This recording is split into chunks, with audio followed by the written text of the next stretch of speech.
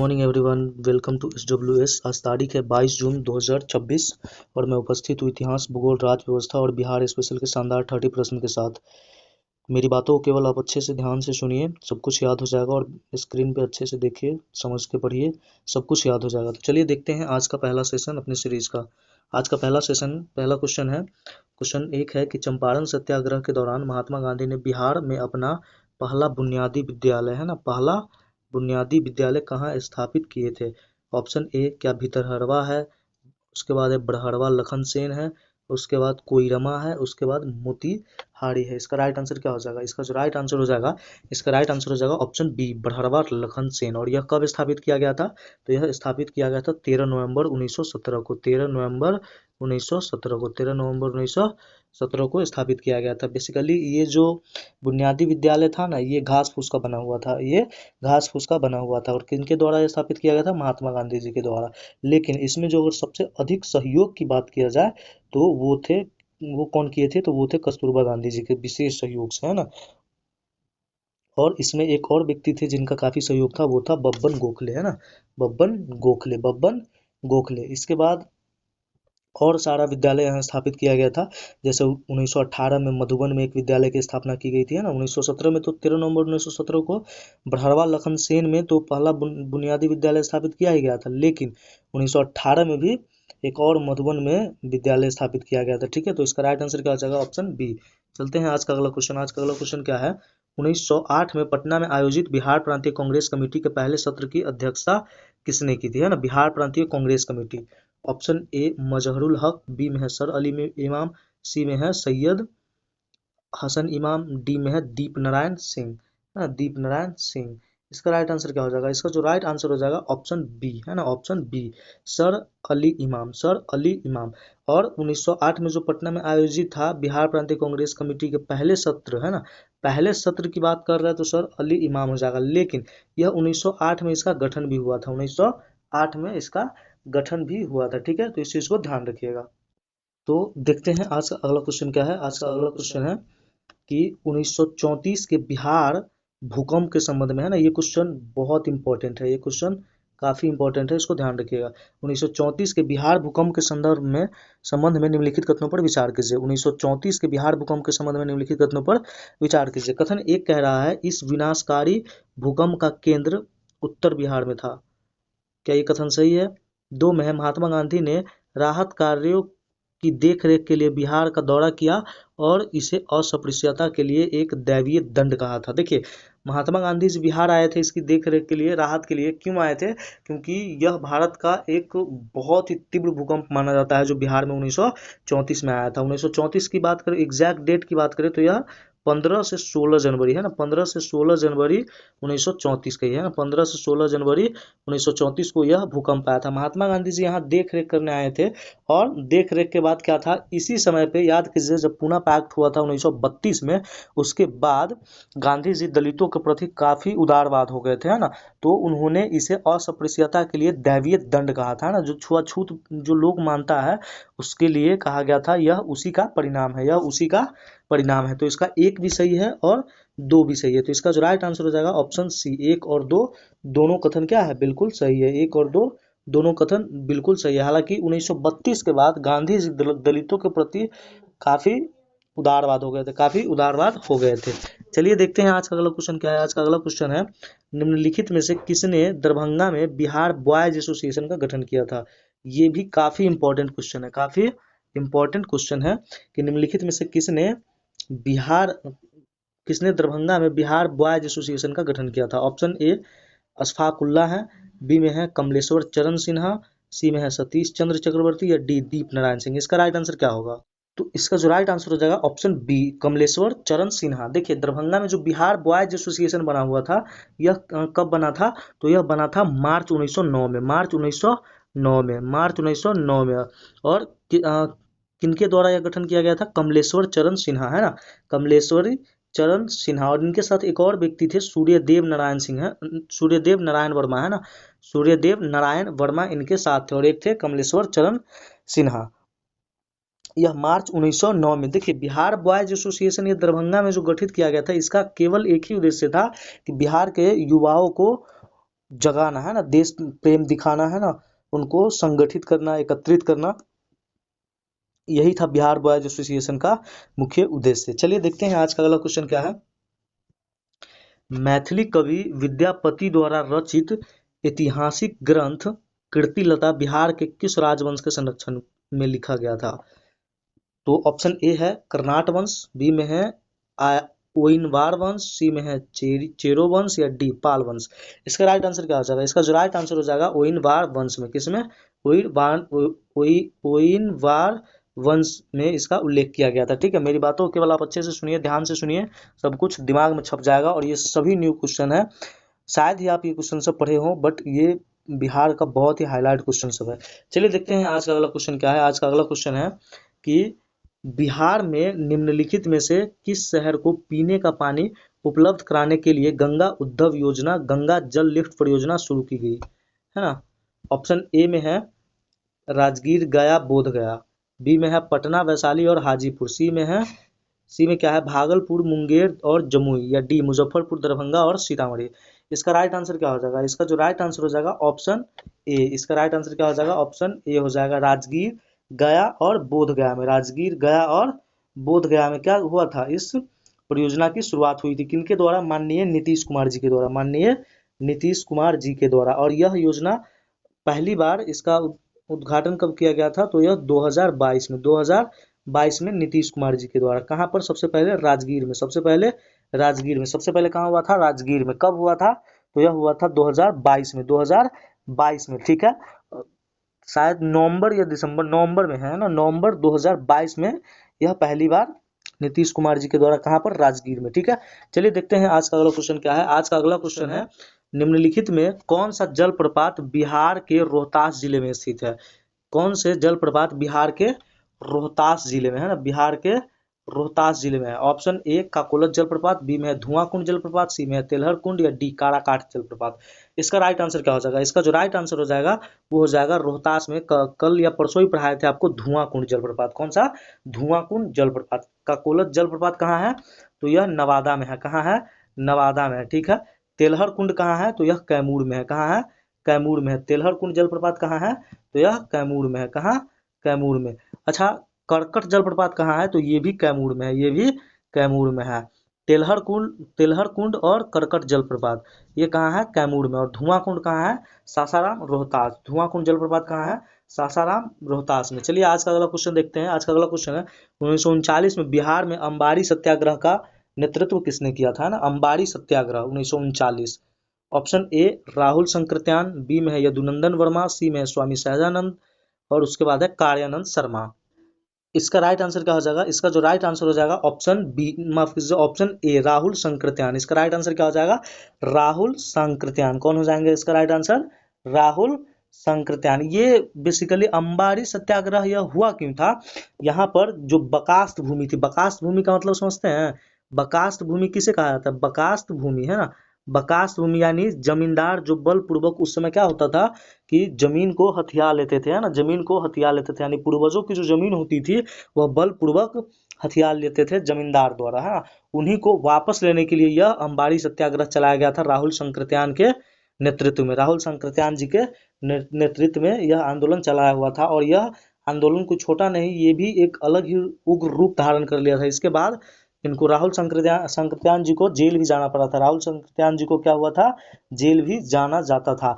अच्छा, राहुल संकृत्यान जी को एक उपाधि भी दी जाती है महापंडित की, है ना, महापंडित की उपाधि किसे दी जाती है? राहुल संकृत्यान को। ठीक है, राहुल संकृत्यान को। चलिए देखते हैं आज का अगला क्वेश्चन। आज का अगला क्वेश्चन है कि बिहार के राज्य सीमा के भीतर कौन सी राष्ट्रीय राजमार्ग सबसे लंबा है? बिहार के राज्य सीमा के भीतर कौन सा राष्ट्रीय राजमार्ग सबसे लंबा है? क्या आप जानते हैं कि बिहार के राज्य सीमा के भीतर कौन सा राष्ट्रीय राजमार्ग सबसे लंबा है? ऑप्शन ए NH31, बी में है NH2, सी में है NH28, या डी NH57। इसका राइट आंसर हो जाएगा ऑप्शन ए NH31, है ना, NH31। NH31 ये कितना किलोमीटर है? ये लगभग 415 किलोमीटर। कितना किलोमीटर है? 415 किलोमीटर। और बिहार की सबसे लंबी राष्ट्रीय राजमार्ग है, 415 किलोमीटर NH31। लेकिन ये जो NH31 415 किलोमीटर है, ये केवल NCERT का डाटा है, नहीं तो NH27 है ना, NH27 अभी भी 487 किलोमीटर है। कितना किलोमीटर है? 487 किलोमीटर। लेकिन हमेशा अगर एग्जाम की बात करें तो क्या सही माना जाता है? NH31 415। हालांकि अगर आपको कभी कभी मिनिस्ट्री के अनुसार ही पूछ लेता है तो NH27 लगाइएगा। ये दोनों कभी भी एक साथ नहीं आएंगे, इसलिए ऑप्शन पे हमेशा नजर गिराए रखिएगा कि कौन सा ऑप्शन दिया गया है इसमें। ठीक है, चलिए देखते हैं आज का अगला क्वेश्चन क्या है। त्रिपुरी अधिवेशन 1939 में पट्टाभी सीतारमैया को हराकर भारतीय राष्ट्रीय कांग्रेस के अध्यक्ष के रूप में किसे चुना गया था, है ना? Option A Jawaharlal Nehru, B में सुभाष चंद्र बोस, सी में मौलाना अबुल कलाम आजाद, या डी राजेंद्र प्रसाद, है ना? तो जो विपक्ष में खड़े थे वो कौन थे? सुभाष चंद्र बोस। और इसका राइट आंसर कौन हो जाएगा? सुभाष चंद्र बोस, है ना? इस चुनाव में सुभाष चंद्र बोस को कितने सीट मिले थे? 1580 सीट मिले थे। कितने सीट मिले थे? 1580 सीट मिले थे। वहीं पट्टाभी सीतारमैया जी को कितना सीट मिला था? तो इनको मिला था 1377 सीट। 1377 सीट, लगभग 203 वोट से, है ना? 203 वोट से किनको हराए थे? पट्टाभी सीतारमैया को हराए थे। जिसके बाद क्या होता है कि महात्मा गांधी जी इस हार को अपनी व्यक्तिगत हार ले लेते हैं, और इसके बाद वो व्यक्तिगत हार लेने के बाद सुभाष चंद्र बोस जी क्या करते हैं? यहाँ से इस्तीफा दे देते हैं। ठीक है, यहाँ से इस्तीफा दे देते हैं। और इस्तीफे के बाद, ये ध्यान रखिएगा, क्वेश्चन बार बार पूछा जाता है कि इस्तीफे के बाद 1939 अधिवेशन की अध्यक्षता कौन किए थे, बाद में कौन बने थे? तो वो थे राजेंद्र प्रसाद, है ना? राजेंद्र प्रसाद जी को बनाया गया था। तो इसका जो राइट आंसर कहा जाएगा ऑप्शन बी, सुभाष चंद्र बोस। सुभाष चंद्र बोस। देखिए, बात यहाँ पर यही नहीं होता है, इसे त्रिपुरी संकट कहा जाता है। क्या कहा जाता है? त्रिपुरी संकट कहा जाता है। इसके पीछे का कारण भी है। देखिए, इतने बात से सुभाष चंद्र बोस जी इस्तीफा नहीं दिए थे, इस्तीफा नहीं दिए थे। इनके पीछे बहुत बड़ा रीजन है इस समय पे। हालांकि ये चीज़ आपको कहीं पढ़ाया नहीं जाता है, बट इसका जिक्र एनसीईआरटी में अच्छे से किया गया है, या जो भी मानक पुस्तक है उसमें इसका जिक्र किया गया है कि इस समय कांग्रेस के 12, है ना, कांग्रेस के 12 सदस्य इस्तीफा दे देते हैं। कांग्रेस के 12 सदस्य इस्तीफा देते हैं, जिसमें स्वयं जवाहरलाल नेहरू जी भी थे। स्वयं जवाहरलाल नेहरू जी भी थे। इसलिए सुभाष चंद्र बोस जी ने क्या करते हैं? यहाँ से इस अधिवेशन के से इस्तीफा दे देते हैं, जिसके बाद राजेंद्र प्रसाद जी को बनाया जाता है। चलिए देखते हैं आज का अगला क्वेश्चन। आज का अगला क्वेश्चन क्या है? 1900, अच्छा, आज का आपसे एक क्वेश्चन पूछते हैं। आज का पहला क्वेश्चन है कि 1938 अधिवेशन की अध्यक्षता किसने की थी, और यह अधिवेशन कहाँ हुआ था, किस राज्य में हुआ था? चलिए देखते हैं आज का अगला क्वेश्चन। 1905 में सर्वेंट ऑफ इंडिया सोसाइटी की स्थापना किसने की थी? Servant of India society, servant of India society की स्थापना किसने की थी? तो वो किए थे गोपाल कृष्ण गोखले जी के, जी, है ना, गोपाल कृष्ण गोखले। ऑप्शन ए बाल गंगाधर तिलक, बी में है गोपाल कृष्ण गोखले। इसका राइट आंसर हो जाएगा गोपाल कृष्ण गोखले। यह स्थापना कब करते हैं? तो यह स्थापना करते हैं 12 जून 1905 को। 12 जून 1905 को। अगर आपको एग्जैक्ट डेट ना भी पता हो तो बस इतना याद रखिएगा कि जून 1905 को, जून 1905 को इसकी स्थापना करते हैं। इसकी स्थापना करते हैं। कहाँ पर इसका स्थापना होता है? बॉम्बे में, है ना? बॉम्बे में इसका स्थापना होता है। बॉम्बे पूना में, है ना? बॉम्बे पूना में इसकी स्थापना किया जाता है। ठीक है, इसका उद्देश्य क्या रहता है? इसका जो मुख्य उद्देश्य की बात किया जाए कि सर्वेंट ऑफ इंडिया सोसाइटी की स्थापना का उद्देश्य क्या था, क्योंकि बिना किसी उद्देश्य का कोई कार्य नहीं किया जाता। इसका उद्देश्य था समाज सेवा करना, है ना, अछूतों का उत्थान करना, ग्रामीण क्षेत्र में सामाजिक और आर्थिक सुधार लाना, संवैधानिक तरीके से देश और राजनैतिक सामाजिक उत्थान के लिए प्रयास करना। यही था गोपाल कृष्ण गोखले का लक्ष्य। ठीक है, किसका? सर्वेंट ऑफ इंडिया सोसाइटी के माध्यम से।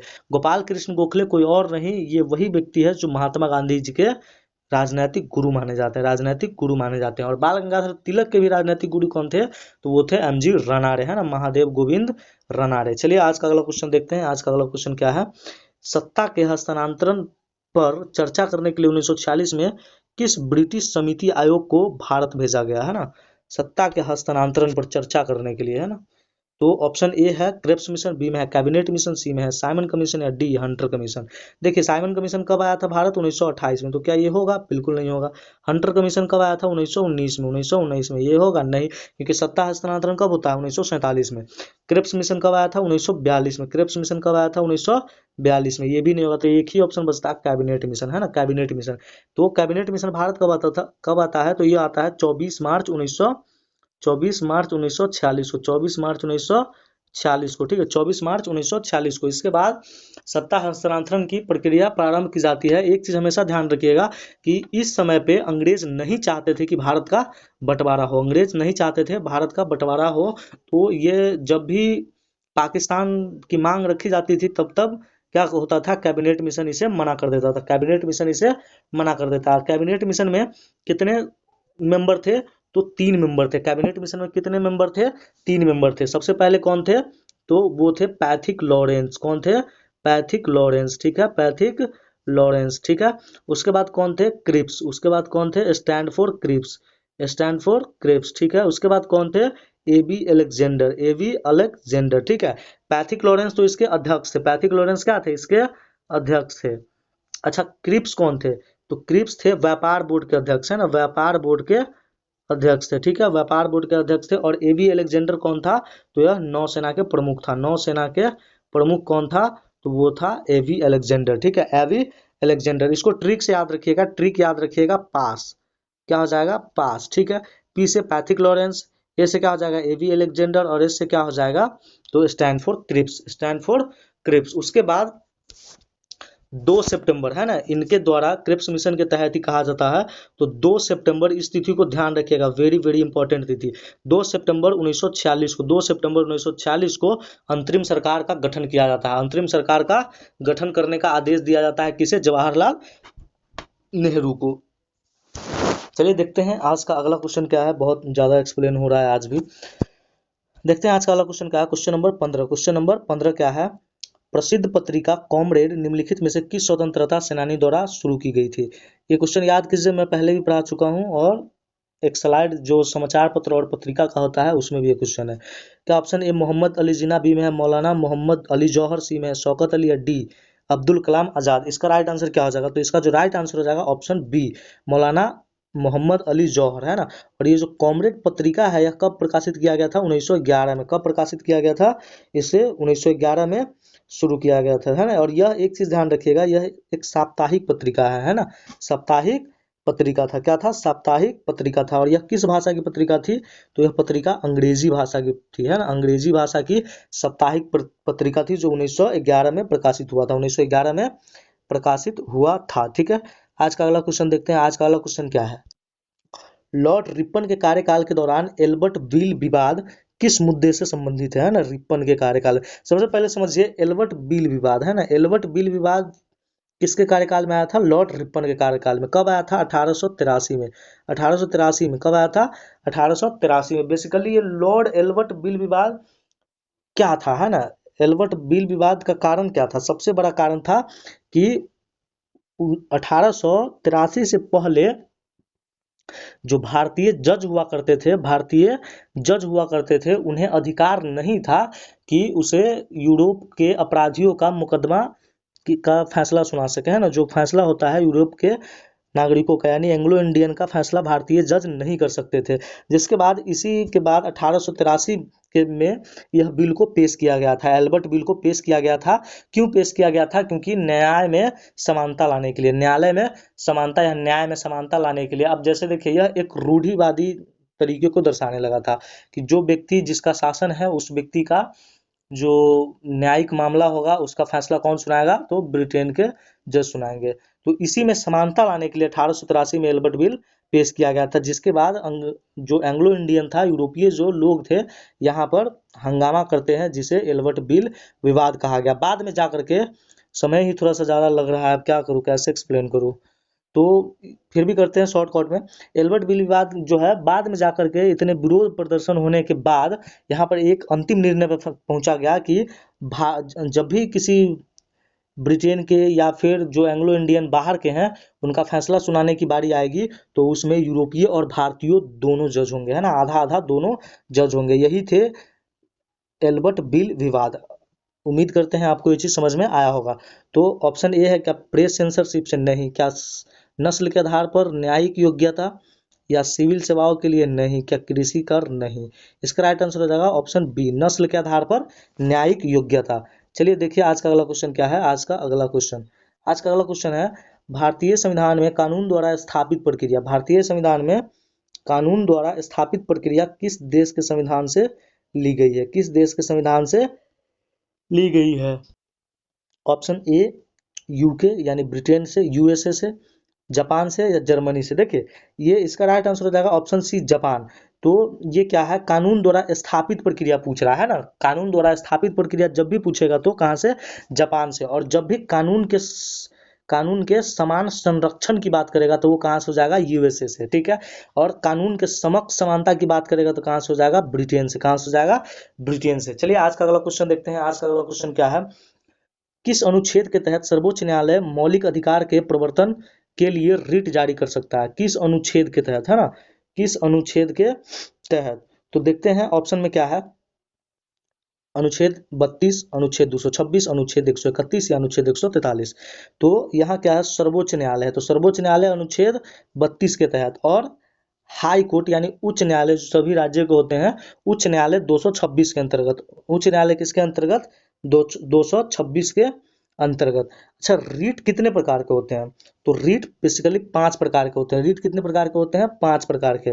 सबसे पहला क्या होता है, सबसे पहला होता है हैबियस कॉर्पस यानी बंदी, है ना, बंदी प्रत्यक्षीकरण जिसको कहा जाता है ना। मैं शॉर्ट फॉर्म में लिखता हूँ, आप समझ आएगा। सबसे पहला क्या हो जाएगा, बंदी। दूसरा में क्या हो जाएगा, परमादेश। क्या हो जाता है, परमादेश, परमादेश। ठीक है, इसके बाद तीसरा क्या है, तीसरा है प्रतिषेध। तीसरा क्या है, प्रतिषेध, तीसरा क्या है, प्रतिषेध। ध्यान रखिएगा, केवल मेरी बातों को ध्यान से सुनिए, सब कुछ अच्छे से याद हो जाएगा।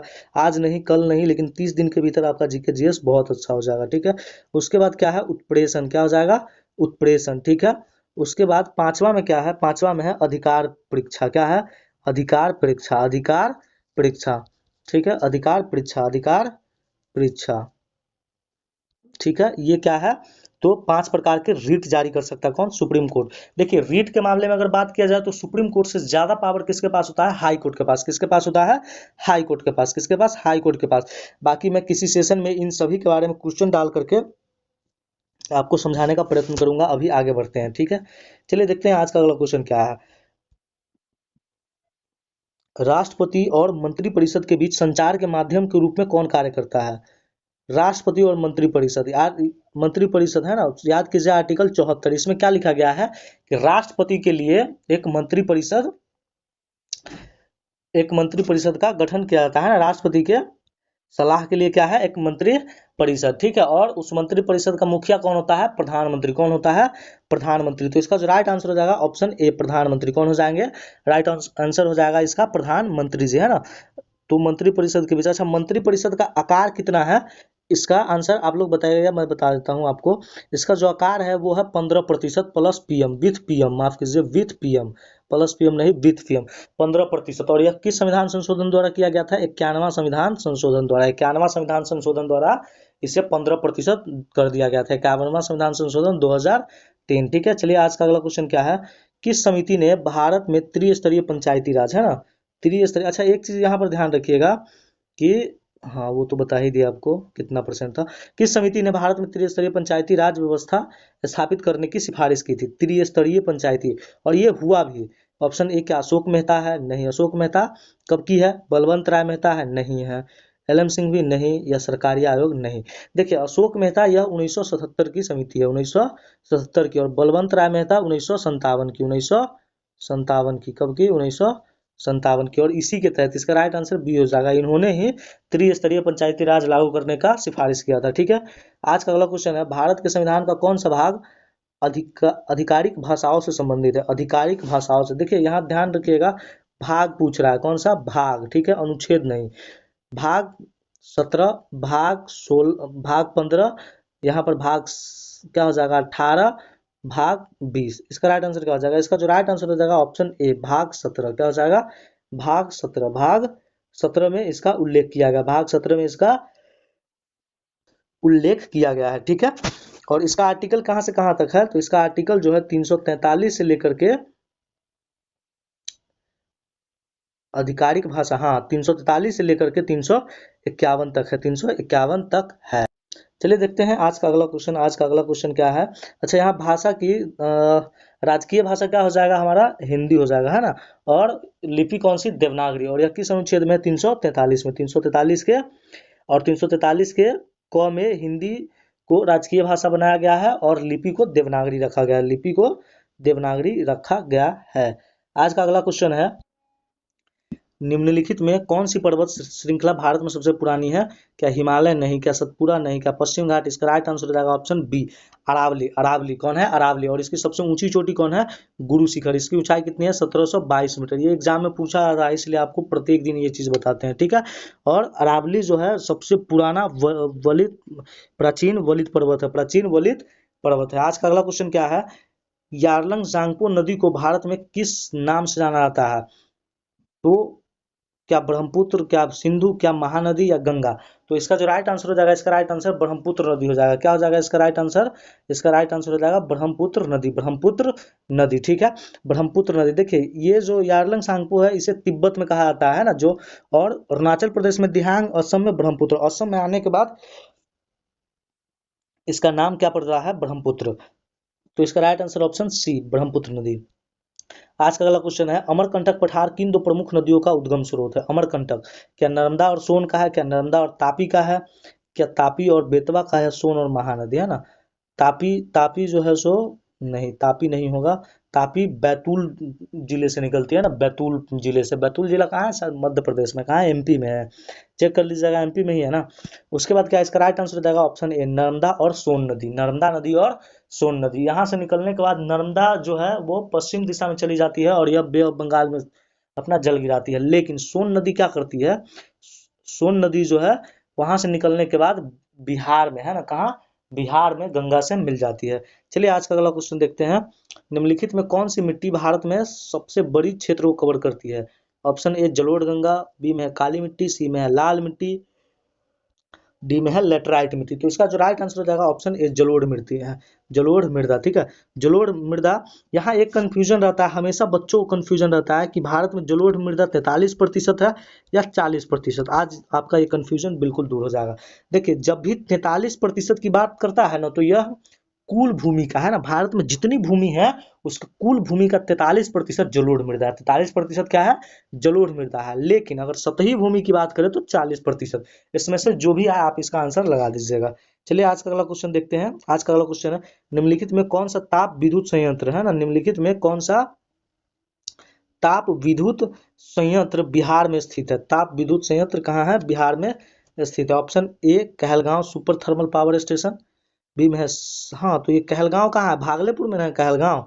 ये बिल्कुल सही है, इसका राइट आंसर ऑप्शन ए हो जाएगा। लेकिन फिर भी अनेक ऑप्शन देख लेते हैं, सिंगरौली नहीं होगा। उसके बाद क्या कोरबा छत्तीसगढ़ नहीं है, तालचेर भी इसका नहीं है। इसका राइट आंसर क्या हो जाएगा? Option A, option A. आज का अगला क्वेश्चन क्या है, भारत की सबसे बड़ी नहर परियोजना निम्न में से एक, इंदिरा गांधी नहर को किस नदी से पानी मिलता है? ऑप्शन ए सतलज और ब्यास, बी में है रावी और चेनाब, सी में है झेलम और सिंधु, या डी यमुना। इसका राइट आंसर क्या हो जाएगा? देखिए यहाँ पर क्या है कि यह सतलज और ब्यास के मिलन स्थान पे एक बराज खोला गया है ना, बराज बनाया गया। कौन सा? एक बराज बनाया गया है, वो कौन सा है? हैरिके बराज। कौन सा है? हैरिके बराज, है ना, हैरिके बराज, ठीक है। इसका राइट आंसर ध्यान रखिएगा, है ना। हैरिके बराज से इंदिरा गांधी नहर निकाली जाती है और यह मरुस्थल वाले क्षेत्र में जीवन यापन का एक सुविधा प्रदान करती है। अच्छा एक चीज बताइएगा, इंदिरा गांधी नहर की लंबाई कितनी है? अगर आपसे एग्जाम में पूछ लिया जाए कि भारत के सबसे लंबी नहर जो है वो इंदिरा गांधी है और इसकी लंबाई कितनी है? 649 किलोमीटर है, 649 किलोमीटर इसकी लंबाई है। आज का अगला क्वेश्चन है, हमारे सौर मंडल में कौन सा ग्रह सबसे कम घूर्णन काल, रोटेशन पीरियड प्रदर्शित करता है? सबसे कम, यानी क्वेश्चन का लैंग्वेज अगर देखा जाए तो एनसीईआरटी के क्वेश्चन उठाया गया हुआ है, इसलिए क्वेश्चन थोड़ा सा हार्ड लग रहा है, मतलब इसका लैंग्वेज। लेकिन आप सीधी सी भाषा, ठेठ भाषा में समझिए कि वह कौन सा ग्रह है जो अपना घूर्णन पूरा करने में सबसे कम समय लेता है, सबसे कम समय लेता है। ऑप्शन ए बुध, बी में है बृहस्पति, सी में है शुक्र, या डी पृथ्वी। इसका राइट आंसर क्या हो जाएगा? इसका जो राइट आंसर हो जाएगा ऑप्शन बी, है ना, बृहस्पति। कौन सा? बृहस्पति। बृहस्पति जो ग्रह है वह सबसे कम समय लेती है। कितना समय लेती है? लगभग 9 घंटा 56 मिनट, 9 घंटा 56 मिनट। और ये तो सबसे कम समय घूर्णन काल में लेता है। अगर आपसे पूछ दिया जाए कि घूर्णन काल में सबसे अधिक समय कौन सा ग्रह लेता है, तो वो है शुक्र ग्रह। कितना है? 243 दिन, 243 दिन, ठीक है। आज का अगला क्वेश्चन देखते हैं और ये अंतिम प्रश्न है आज का, है ना। नहीं, अंतिम प्रश्न यही था। मैं आपको इसको होमवर्क के रूप में देता हूँ, क्योंकि आप ही लोग के डिमांड पे एक क्वेश्चन होमवर्क, लेकिन होमवर्क देता हूँ तो उसका आंसर आप अच्छे से दिया कीजिए, मेरी बातों को समझिए, है ना, लिखने का प्रयास कीजिए। जब भी आप कमेंट सेक्शन में लिखते हैं आपको एक अलग ही एनर्जी महसूस होगी। चलिए देखते हैं आज का होमवर्क क्वेश्चन क्या है। निम्नलिखित में कौन सा जीव मंडल आरक्षित क्षेत्र बायोस्फीयर रिजर्व मेघालय राज्य में स्थित है? ऑप्शन ए नॉकरेक, बी में है मानस, सी में है सिमलीपाल, मतलब आप इसका आंसर बताइएगा, डी में है दिहांग दिबांग। ठीक है, तो ये था आज का अंतिम प्रश्न और एक होमवर्क। ठीक है, तो कैसा लगा आपको आज का सेशन जरूर बताइएगा। अगर लाइक सब्सक्राइब नहीं किए तो कर दीजिएगा, एक छोटी सी मेहनत के लिए छोटा सा हेल्प तो आप भी कर ही सकते हैं। चलिए देखते हैं आज का अपना समाचार पत्र, है ना, समाचार पत्र। सबसे पहले समाचार पत्र कौन सा है? बंगाल गजट। किनके है? James Augustus Hickey. कब प्रकाशित हुआ? 1780 कोलकाता से। 1780 कोलकाता से। 1780 में कहाँ से प्रकाशित हुआ था? तो कोलकाता से प्रकाशित हुआ था। संवाद कौमुदी और मिरातुल अखबार, ये दोनों किसके हैं? राजा राम मोहन राय। एगो 1821 में, एगो 1822 में। अमृत बाजार पत्रिका, शिशिर कुमार घोष। कब? 1868। कहाँ से? जसोर। द हिंदू, जी सुब्रमण्यम अय्यर। 1878 मद्रास। केसरी और मराठा, ये दोनों किसके हैं? तिलक जी के हैं। और ये दोनों फरवरी 1881 में ही प्रकाशित हुआ था। यंग इंडिया भी महात्मा गांधी का, यंग इंडिया भी महात्मा गांधी का। यह कब का है? 1919। नवजीवन महात्मा गांधी कब का है? 1919। उसके बाद हरिजन, उसके बाद क्या है? हरिजन। और ये भी समाचार पत्र किनके हैं? महात्मा गांधी के, महात्मा गांधी जी के, महात्मा गांधी जी के। ठीक है, और यह कब का है? 1933 पूना का, है ना, 1933 पूना से प्रकाशित हुआ था। और आज का ये अंतिम स्लाइड है। क्या है 11 में? प्रताप। प्रताप किसके हैं? गणेश शंकर विद्यार्थी। कौन है? गणेश शंकर विद्यार्थी। 1913 में यह प्रकाशित हुआ था। ठीक है, कहाँ से? कानपुर से। अभ्युदय पंडित मदन मोहन मालवीय, 1907 प्रयागराज से इन्हें क्या किया गया था? शुरू किया गया था। और किस वर्ष किया गया था? तो यह किया गया था 1907 में। आज का अगला क्वेश्चन है leader Pandit Madan Mohan Malviya, 1909 Prayagraj. Indian socialist Shyamji Krishna Varma, 1905 London, है ना। वंदे मातरम बिपिन चंद्र पॉल, 1906 कहाँ से? कलकत्ता। युगांतर वरिंद्र कुमार घोष, 1906 कोलकाता। यहाँ वरिंद्र कुमार घोष भी थे, हेमचंद्र भी थे, है ना। कर्मयोगी सुंदरलाल, 1909 में कहाँ से? लाहौर से। उसके बाद तलवार वीरेंद्र नाथ चट्टोपाध्याय, 1909 पेरिस। उसके बाद क्या है? गदर। क्या है? गदर। गदर जो पत्रिका थी यह लाला हरदयाल द्वारा चलाई गई थी 1913 में सैन फ्रांसिस्को में। कहाँ? सैन फ्रांसिस्को में। उसके बाद है फ्री हिंदुस्तान, किसका? तारकनाथ दास का। और यह कब प्रकाशित हुआ था? 1908 ईस्वी में। यह 1908 ईस्वी में। तो कैसा लगा आज का आप लोगों को आज का सेशन? जरूर बताइएगा। अगर लाइक शेयर सब्सक्राइब नहीं किए तो निश्चित रूप से कर लीजिएगा। छोटी सी सपोर्ट हमारे लिए बहुत मायने रखता है। और अगर कोई सजेशन हो तो वो भी निश्चित रूप से दीजिएगा कि इसमें क्या बदलाव करने की आवश्यकता है। और अगर सच में बदलाव की आवश्यकता होगी तो मैं डेफिनेटली करूंगा। आज थोड़े से कम क्वेश्चन रह गए थे, किसका? बिहार स्पेशल का। मैं नेक्स्ट डे से ज़्यादा क्वेश्चन बिहार स्पेशल का ही डालता हूँ। तो चलिए आज का सेशन यहीं पे समाप्त करते हैं। Thanks for watching.